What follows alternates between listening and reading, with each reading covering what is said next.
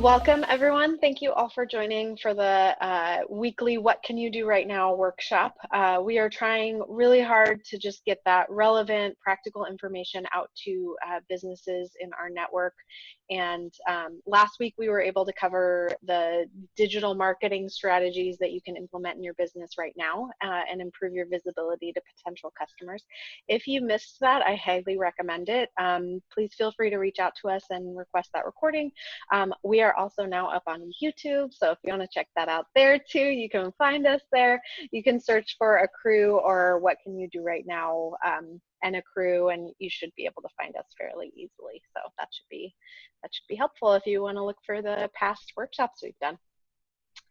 Today, we have Anna Reddy. She is the founder and CEO of Accrue. It's a tech-forward accounting firm that seeks to find practical solutions to business owners' needs. Anna's launching a consulting service to business owners looking to grow and improve their operations. She also started this workshop, and she really is good at providing helpful resources and information to businesses in her network, and hopefully eventually outside of the network, just to allow that helpful information to kind of get disseminated better. As updates are coming in at a breakneck pace, it is truly the Lord's work that Anna is doing by consolidating all of this. She has graciously kind of brought all this information together, and she believes that information and resources should be shared, and when businesses win, we all win. So today, Anna is going to talk to us about some updates on how you can focus your business finances proportionate to the size of your business, and then give us some updates on those EIDL and PPP loans that she is so good at keeping up with. So with that, Anna, I will hand it over to you. Awesome. Thank you, Jill. It is nice to know I am doing the Lord's work. Cool. Well, I am wrapping up the third part in our series about running a sellable business, even if you don't want to sell. We had a business broker kind of talk about some key components of that. And then we broke down each of those components. So from the operational side, the marketing side, and then I get to talk about the finances side. Fancy that. So one of the things that I like to do is really get down to what should you be focused on. So the stage of growth that you're in will really depend or will help you figure out what kinds of things you should be focused on when you're just starting up, or when you're at a certain growth point. You're going to care about different things, and as you continue to grow from being an owner operator wearing all the hats to being more of an owner with a team versus kind of going to that next phase of growth, there's going to be different things that you care about and you want to focus on.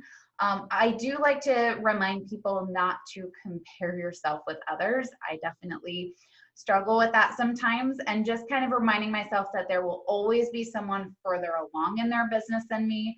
There will always be someone not as far along in their business as I am. So how can I make my company better tomorrow than it was today? That's really the comparison I should be doing. Not like, is someone else doing amazing and why am I not like that? It's like, how can I just be better than I was yesterday? And how can I help my team do that and help my company do that, specifically in the area of finances? And then also when you should do things yourself and when you should get help. And so we created kind of a nice phases chart here to help identify those things. I've definitely found that most business owners know how much money they make. It's a lot harder to get into the weeds of how much they spend, other than whether or not there's money in the bank afterwards. But typically in the $100,000 to $200,000 a year range, that's really kind of that getting started DIY type scenario. So you'll probably still be managing a lot of the finances yourself. You might be getting help on a quarterly or on an annual basis. You may not be big enough to need help on a monthly basis, depending on what kind of business you are. So that's still in a unique place. Some companies are smaller than that and we still work with them. Some companies, we kind of go, not quite ready yet, but we're happy to help, maybe set you up and give you some training, and then we're here to support you as you grow. But the goal in this phase is how can we keep things as simple as possible? I'm sure every financial professional has said you should have a separate business bank account, business credit card account, and we say it because you should. And we keep saying it because people don't. So that is why we annoyingly keep telling you the same things, because we'd really love it if you did that. And the reason being, as you start to mix those things, it really creates questions of, was that really for business? And we want to eliminate anytime we're looking at things like getting financing or doing taxes or those kinds of things that you need financial reports for. We want to eliminate any was that really for business questions. And it's easiest to do that if those are very clearly delineated, if we're really separating out business from you. At that growth point, up until about 200,000, you probably don't need to create a separate entity yet. Maybe just some liability insurance or things to protect yourself, but you don't necessarily need to form an LLC or an S corp quite yet. But make sure you contact your business attorney for that advice, because I am not giving legal advice, just so that's clear. Disclaimer. Cool. And then next is cash flow. So this is really the point where you're probably doing bank balance accounting, to be honest. You're probably knowing that you're doing well if there's money in the bank, and then vice versa. So as long as at this point you're focusing on being able to pay yourself and keeping track of your business finances separately, that's really the majority of what you need to focus on at this point. Once you get up over that point, that's really where you're going to want to start knowing how you're doing on a regular basis, and you're going to want to bring in some professional help. That's really about the point where we start to engage with clients and set up systems that are still simple. We want things to be as simple as possible, but you'll be less in the weeds of how things get tracked and more top level of looking at the results of it. So your focus will be more on profitability and less on what was every single transaction. It's also the points at which you're going to be looking at those other two segments that we talked about in the last two workshops of your people and your process and your marketing. So we will start to look at things like workflow management tools, things like expense tracking and expense management tools. And you're really going to be putting together processes. This is the point at which you are going from being that owner operator wearing all the hats to really, how can I be an owner, build out a team, create processes so that if I wasn't here, it wouldn't all burn down. And definitely that takes some planning and some strategy. And so that's why you're definitely going to want some help creating systems so that you know how you're doing financially. It's definitely the point at which you will be bringing on people and then trying to make sure there's enough work for them, making sure you can afford to pay them, but also you have people when you need them, and it's a constant teeter-totter. I definitely relate to that. We are definitely in that boat. So, you will want to make sure you can pay them. They do appreciate that. And so that shift kind of goes from paying yourself to make sure you can pay your people as they come along. And then once you get over that $1 million a year in revenue point, that's really where you are going to continue to use outside help, but layer on top of that some help in interpreting the numbers. So it's not just about tracking them and getting the results. It's really, what is the story of these numbers? What do they tell us, and how can we use them to make strategic choices? So we're going to look at in-depth analysis. We're going to look at things like key performance indicators. We're going to look at what the margins for your particular industry should be, creating budgets, all that super fun stuff that you would never ever want to touch at that 200 a year range. At the $1 million and above, that's really where you're going to be doing stuff like that. But that's also where you're going to bring in people to help with it. So you should still be focused on things that make you money, but you'll want to bring in people to show you and help you plan what to do with it. You'll also be refining processes. So by this point, you should have processes in place. You should have workflow tools in place, and you'll just be working on refining and making those things better. And it's also the point at which to start looking at what's our long-term plan? What's our exit strategy? Is this a business I want to work in until I drop dead at my desk? Is this a business I want to pass on to my kids? Do I want to ramp this up for the next 5 years and then sell it and go do something else? That's really going to help inform the kinds of decisions you make with your finances.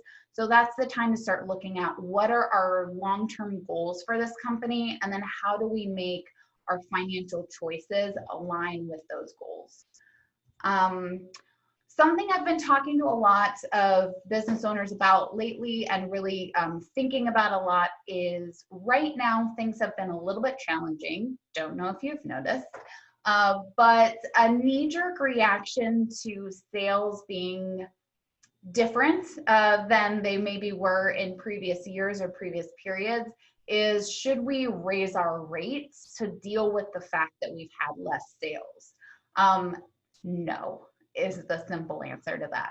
But a little bit more in depth than just no, stop it, is people have a lot more choices right now. There is a lot of options. You know, I was looking today for a carpet cleaner in my area, and I got so overwhelmed by the amount of choices that I had in just like this tiny area, like that I actually stopped looking. I was like, I don't know, I'll figure it out. But when you start to raise your rates and people have lots of options, you could easily be pricing yourself out of those opportunities. So my first response is always, let's look at where you're spending. It is a lot easier to keep money from ever leaving your bank than it is to ensure that you're going to get more money in. So let's take a look at where you're spending and start to think about it like you did in that 200 a year or less range. When you were, just starting out, you didn't have a lot of resources, so you had to get creative. You had to be scrappy and bootstrappy and figure out how to solve problems without just throwing money at them. Let's pretend we're there again, because we might be, and get creative with how we are allocating the resources that we have. But if you are looking for some creative ways to get more sales or to increase the amount per sale, there are a couple of things that I have thought about for different industries and might be helpful. So the focus should be on how can we add more value if we want to bill more. So people aren't going to want to pay more to get the same thing, but they might pay more to get more. And so how do we offer opportunities for people to get more value so that we can capture more of that value in sales? So one option that I really love is custom product add-ons. This is literally the would you like fries with that? So I don't know if you've noticed this, the last several times I have tried to order something on Amazon, there always seems to be right under that product, there is a people who normally buy this also buy this. Would you like to buy both of them? And I'm like, yeah, because is that what everyone's doing? Okay, not always, but sometimes.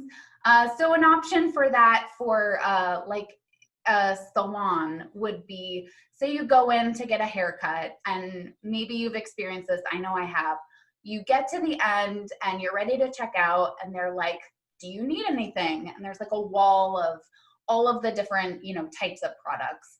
And I look at it and it's very overwhelming. And quite frankly, I don't know what half of them are. I mean, I can read, like I could literally figure out what they are, but like, I feel like I should know what they are. And so I just kind of go, no, I'm probably fine. Like, I feel like they're probably expensive and I don't totally know what they are. And I don't know which one's right for me. So no, I'm good.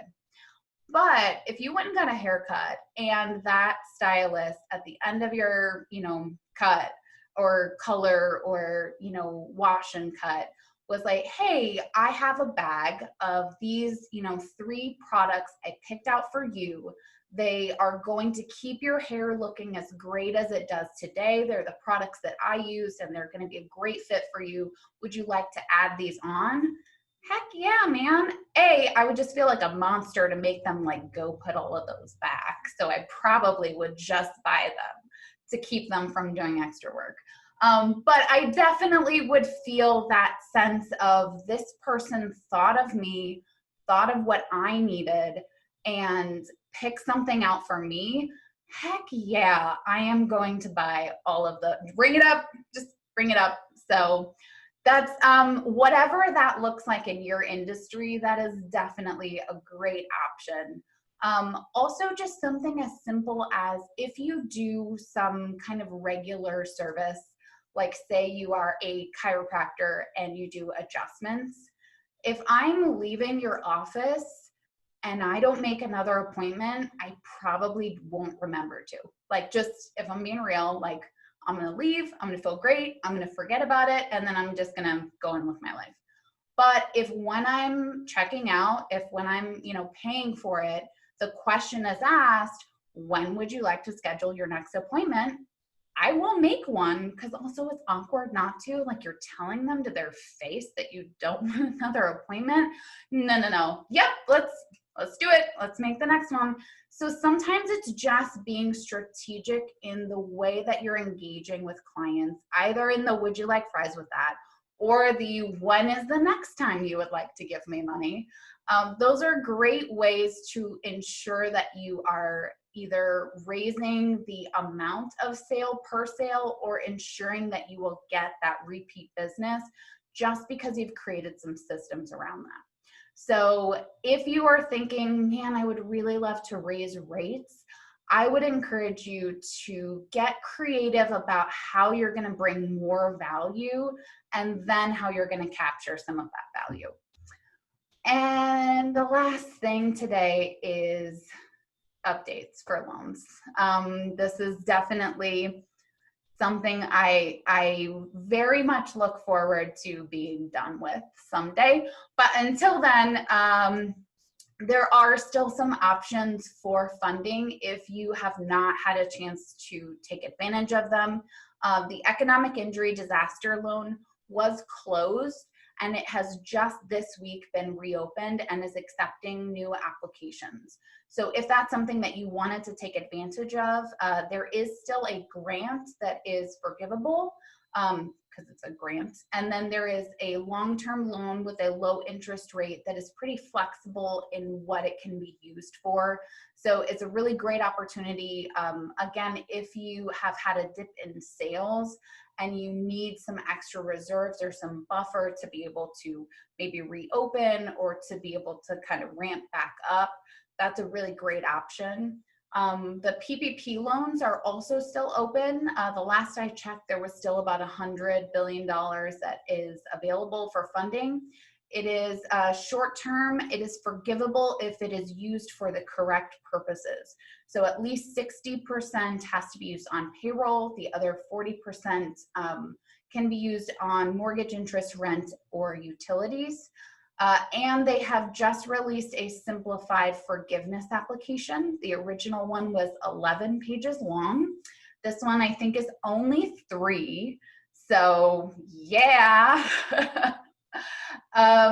Also, for the portion that is not forgiven, it is a 1% loan. I believe that they have extended the period before you have to start paying it back.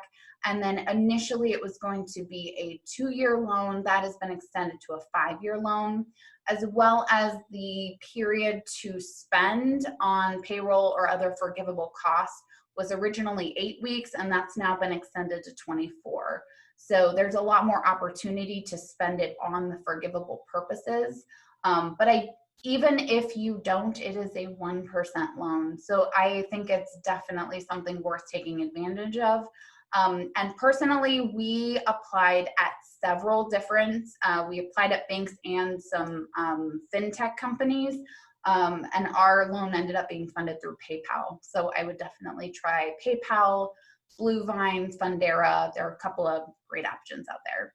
And that is it for updates. But just to kind of recap, because that's a lot of different things about finances. Simple is best. Get help over that 200,000 point. Even if you're under that, it might be worth it to get some help in setting things up correctly and some basic training on what you might need to do or how to make things simple. Above that point, you're really going to want some help, because looking at your finances, looking at your financial records is definitely something that will, and having solid books will increase the value of your business, because people know that it has a good, solid financial foundation. So that is it for me. Thank you, Anna. I have a question in the chat from Peggy. So you were talking a little bit about the ways of keeping it simple if you're under that $200,000 income range. So keeping it simple is great advice, but also very broad. So the question is, like, are there some specific tools that you recommend for setting up those really fundamental financial basics? Well, we're a QuickBooks firm, so obviously QuickBooks. There are also a couple of other great tools. I want to say Wave or FreshBooks are also pretty inexpensive. I honestly feel like even just a simple spreadsheet, or having a separate business credit card where kind of all your expenses get put, and then having a bank account that just has money come in and pay your business credit card could be a really simple way to kind of keep track of that. You're supposed to keep your receipts. I know every financial professional tells you to do that. Here's the thing about that. If it's under $75, you actually don't have to. I always tell clients, make sure you keep receipts for things that, like Target or Costco, or places that it's like, was that for business? Was that really? Those are the kinds of things you want to keep those receipts for. But digital copies are acceptable if you were ever audited. So take a picture of that receipt, throw it away, have, maybe a Google Drive folder or Dropbox folder where you just dump all your receipts if you need them, and don't clutter up your life with a bunch of paper. Is some advice for keeping it simple. I definitely think that talking to someone about your specific scenario and whether there are some ways that you could keep things simple for you would probably be a good option. Awesome. We have another question in the chat. Do you recommend lowering prices in the COVID-19 era in an attempt to get more business? Lowering prices is always a tough one. And I think I'm going to give the most like lawyer type answer, which is it depends. If you are a service-based company, are you going to provide discounted services? Are your services not going to be as valuable as they were? Then maybe. If you are, a products company or say a restaurant, I definitely see a lot of them with kind of promotions and things to get people in. But the thing about that is you want to make sure that if you're discounting, you're still covering your costs and making money. It doesn't make sense to discount so far that you're just breaking even and getting people in the door that may or may not come back. So when you're looking at discounting, I would really think through, what am I trying to accomplish? Am I just trying to get more sales to get some revenue right now, which is fine, nothing wrong with that. But then think about, is this an opportunity to get someone in the door now that is going to fall in love with what we do and want to keep coming back? How can we encourage that discount to be something that makes them keep coming back? So maybe it's a discount that they get for referring a friend, or a discount that if you're doing professional services and you do custom pricing, you can tell them the price is whatever you want and then give them a discount. So something also to think about is friends and family discounts could be anything. It could also be your regular price. So just like start to think about, if I am giving lots of discounts, that kind of seems like we never want people to feel like they're getting a discounted service. So that is a super non-simple answer for a very simple question. So it depends, but again, I think focusing on what is the goal of discounting. There might be some other ways to get people in the door or to make the discount really strategic. Like, we'll give you a discount if you give us if you check in or you give us a review on Yelp or something to where it feels like the discount isn't just giving it away. Also, I went into Subway the other day and they had free Cookie Tuesdays. And I was like, hot dang, like this is awesome. Like they're giving me a free cookie. I only got that free cookie because I went in and bought things. So there's also some, maybe you're giving something for free because they buy something. So there's not really a good answer for that. But I definitely think that whatever you're doing in terms of discounting or promotion should always be strategic in what you want clients to do that's going to help your business, not just right now, but also long term. Awesome. Thank you, Anna. We are just about at time, so I'd like to thank you all for joining us today. If you would like to reach out to Anna directly, we can provide her contact information. It's right here, and it'll also be in our follow-up email. So if you want to get in touch with her and kind of talk finances or get a quote on your personal bookkeeping services, outsourcing those, that's a great opportunity. If you're interested in finding out more about these workshops or any of the other consulting services that Accrue is providing, that is also a great way to do that. Just reach out directly to the founder and CEO of the company. Next week, we will have Deshante Freeman. She's an HR consultant who will be talking about bringing employees back to work the right way. We hope that you guys can join next week. Thank you so much for coming today, and we hope to see you soon. Thanks.